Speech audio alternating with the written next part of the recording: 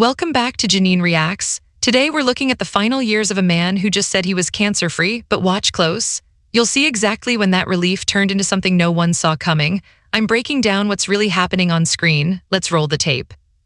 I've got no fear of dying, but I just want to live longer because life's good, and I feel very blessed with the life I've had. The world is mourning the loss of actor Sam Neill, known by many for his incredible role as Dr. Alan Grant in the Jurassic Park movies. Today, we continue paying tribute to him by looking back at some of his final moments before he passed away. Okay, stop right there. Listen to how he ordered those words, no fear of dying, then right after, I want to live longer. That's not a contradiction, that's such a specific way of seeing things. Most people talk about death like they're either terrified or forcing themselves to be okay with it. He's doing neither. He's splitting the act of dying from the loss of living, and that's actually something psychologists see all the time after major health scares. You don't pretend you're immortal, you just decide which part of it actually bothers you. And notice what he didn't say. He didn't claim he'd made peace with everything. He said life is good, present tense. Not was good. That's someone still fully in the middle of it, not looking back from far away. That tiny shift in wording. You only catch that when you slow it down like this. Then it cuts straight to him being known as Dr. Alan Grant, then the whole world mourning. And honestly, that whiplash is on purpose. They want you to feel that gap. One minute he's saying he wants more time, the next we're told he ran out. That's not a mistake. It mirrors exactly what his family said, that his death came out of nowhere. That gap, cancer-free, then gone in months, is what this whole story is about. We'll keep coming back to it. Sam died at the age of 78 following a sudden illness, surrounded by his loved ones. The actor was loved not only because of his incredible talent, but also because of his kindness, his good heart, and his amazing sense of humor. But do you love me? He spent his final years truly living his life with the people and things he cherished most. In many ways, he became even more intentional about living after his cancer diagnosis. I'm not in any way frightened of dying, but I would be annoyed. I'd be annoyed because there are things I still want to do. Back in 2023, Sam revealed in his book, Did I Ever Tell You This?, that he had been diagnosed with stage 3 angioimmunoblastic T-cell lymphoma. I'd be annoyed. Out of every word he could have used, scared, heartbroken, sad, he picks annoyed. That's so precise, and I don't think he's downplaying it at all. Annoyance means interruption, like death just walked in and cut the line while he still had things to do. That's nothing like fear. Fear says something bad is coming for you. Annoyance says I've got plans and this is inconvenient. One keeps you in control, the other takes it away. Watch his face when he says it too. No tight jaw, no looking down like you do when you're really afraid. He sounds totally calm talking about something huge. When what you say doesn't match how you look, that's usually a sign you've sat with the thought long enough it doesn't spike your stress anymore. You don't get that calm the first time. That's not acting brave, that's actually accepted it. Then we get the real news, stage 3, rare aggressive blood cancer. Doctors told him chemo might never end, that's as close to a life sentence as you can get. And they put it right after that annoyed line on purpose. They want you to hear how light he sounded first, then hit you with how serious it really was, makes it hit harder. A rare and aggressive form of blood cancer in March 2022. Doctors informed him that he would likely need to remain on chemotherapy for the rest of his life.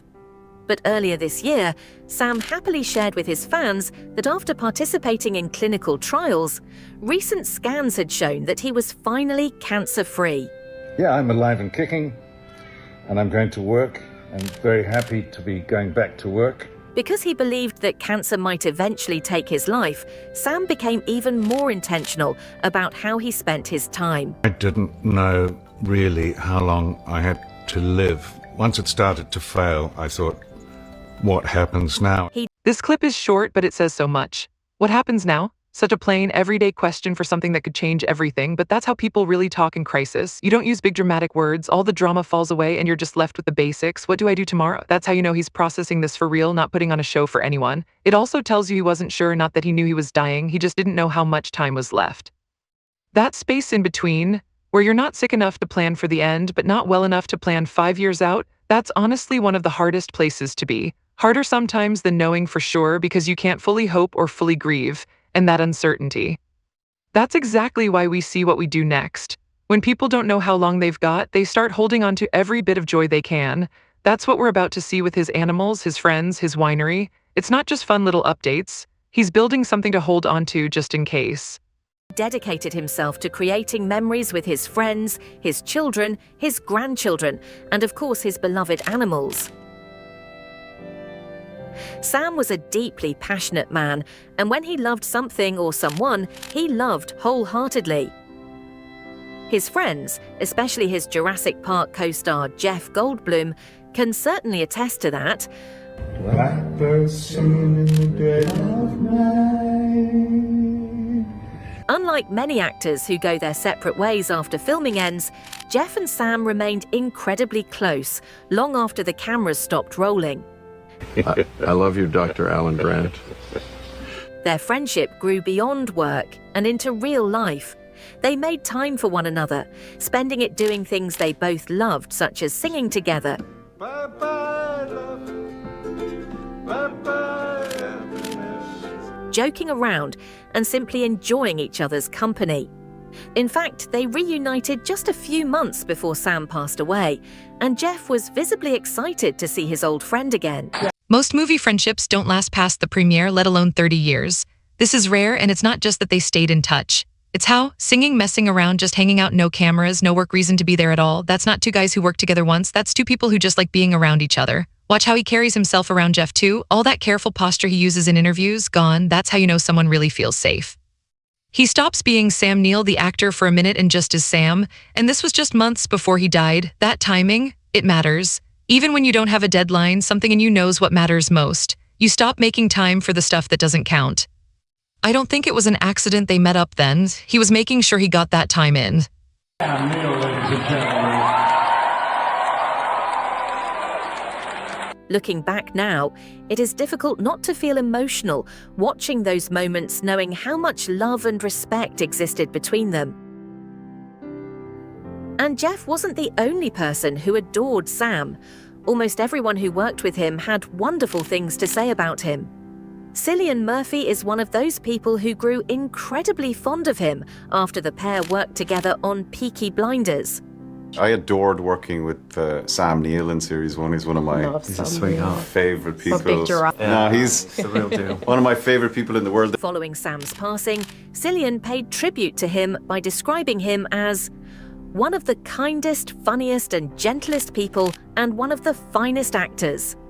That tribute alone tells you everything you need to know about the kind of person Sam was. People often say that you can judge someone's character by the way they treat animals, and Sam proved over and over again that his heart was enormous. You're such a pretty duck. You are. Don't let anyone else tell you anything different. As he grew older and his health became more fragile, he chose to spend much of his time away from the noise and chaos of city life on his farm in New Zealand, where he surrounded himself with the animals he adored. Been away for a couple of weeks, and things have happened while I've been away. Magda's had ducklings, and I want to see her, and I want to see the ducklings. He shared his home with sheep, cows, chickens, pigs and cockatoos, among many others. Can I have some? Can I have some? But Sam didn't treat them like ordinary farm animals. He loved them. He even revealed that he named many of them after friends and celebrities, including names such as Norton, Grant and Meryl Streep, as a way of making sure he would never be tempted to sell or eat them. Hold up, this is way more meaningful than it looks. Naming farm animals after people isn't just a funny quirk, it's how we get attached to things. Farmers who don't name them do that on purpose so they can keep their distance when they have to make hard choices. He did the exact opposite. He tied himself to them on purpose so he couldn't change his mind later. It's like when you throw out junk food so you can't eat it late at night, you set things up now so future you doesn't give in. He just did it with something that mattered way more. Decided right then and there these animals got to stay no matter what, and naming them after actual friends, that layers it even more. He wasn't keeping his acting life separate from his farm life. Every time he called one of those animals by a friend's name, he was bringing both worlds together. He didn't want to be two different people anymore. He just wanted to be himself. Charlie hasn't flown for years, as far as I can tell. But 2 flights in 1 weekend, I couldn't be more proud. He wasn't simply their owner, he was their friend. If you scroll through his social media, you will find countless videos of him feeding them, talking to them, petting them, playing with them, and sometimes even singing to them. Hallelujah. He also spent many of his final years harvesting grapes and producing wine at his beloved Two Paddocks winery, which he founded in 1993. The vineyard brought him immense joy. He regularly invited friends to visit, where they would experience the process of making wine together while enjoying meals, laughter, and conversation. Those simple moments seemed to mean everything to him. Because of his demanding acting career, Sam admitted that he had been an absent father during parts of his 4 children's childhoods, and that work often kept him away from home. But as life slowed down and his schedule became lighter, he embraced becoming a grandfather. Some of his final years were spent making memories with his 8 grandchildren and enjoying the role he perhaps wished he had more time for earlier in life. Sam also became increasingly passionate about environmental causes. In his final years, he became one of the loudest voices opposing a controversial proposed gold mine near his vineyard. He joined thousands of others who argued that the mining project would permanently damage one of the most beautiful landscapes in New Zealand and harm an area that had attracted visitors from all over the world. In fact, his final social media post was about that very fight. Even more remarkably, Sam revealed that he had received physical threats because of his opposition to the project. Including threats of physical violence. There's some very unpleasant people. This part gets overlooked, and it shouldn't. His last public post wasn't about movies or family or his health. It was about stopping a gold mine, and people threatened him for it. Think about that for a second. 78 years old, just beat cancer, and he chose to spend his energy fighting something that could get him hurt. Most people at that point would lay low, keep the peace, not him. He decided the land and the people there mattered more than staying safe. When you get closer to the end, you stop caring what people think. You only care about what matters. All the noise falls away. And look how he talked about the threats, just some very unpleasant people, like it barely registered. He wasn't going to let them scare him off or let them become the focus. He was going to keep talking about what was important. That's quiet strength right there. Friends have described him as someone who loved deeply and cared deeply, and honestly, that shines through in almost every interview he ever gave. And there's no pestilence, and there's no war, and there's no aggression, and people are just leaving it alone and getting on with each other. Wouldn't that be nice? He was never afraid to show emotion.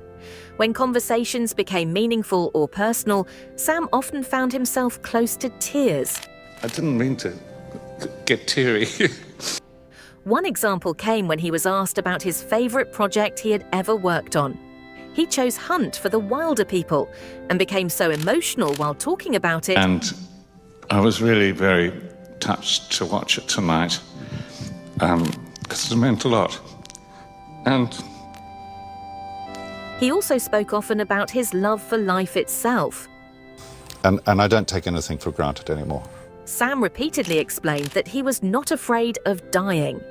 What saddened him was the idea of no longer living because he genuinely loved life. And perhaps that is the beautiful thing about his story. He truly lived. He spent time with the people he loved. He gave back to his community. He fought for causes he believed in. He acted, farmed, made wine, cared for animals, laughed with friends, and embraced being both a father and grandfather. Although he succeeded in many areas of life, romantic love was perhaps one area that remained complicated. Sam died a single man and admitted in interviews that dating later in life could sometimes feel lonely. He was married twice, first to actress Lisa Harrow and later to Noriko Watanabe, whom he was married to from 1989 until their separation in 2017. Later, he found love again with political journalist Laura Tingle in 2018.